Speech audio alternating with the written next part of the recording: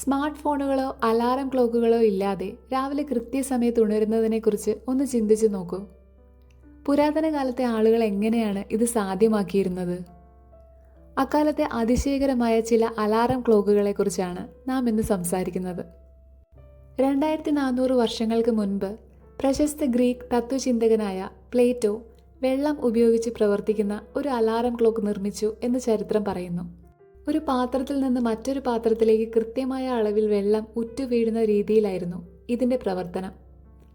താഴത്തെ പാത്രം നിറയുമ്പോൾ അതിലെ വെള്ളം പെട്ടെന്ന് ഒരു ചെറിയ കുഴലിലേക്ക് ഒഴുകുകയും ഉള്ളിലെ വായുവിനെ അതിവേഗം പുറത്തേക്ക് തള്ളുകയും ചെയ്യുന്നു.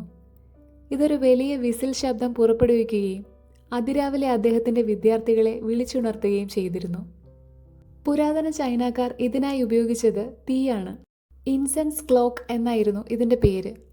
സമയം കൃത്യമായി കണക്കാക്കി സാവധാനം കത്തുന്ന ഒരു ചന്ദനത്തിരിയിൽ നിശ്ചിത അകലത്തിൽ ചെറിയ ഇരുമ്പ് ഗോളങ്ങൾ അവർ നൂലിൽ കെട്ടിത്തൂക്കും.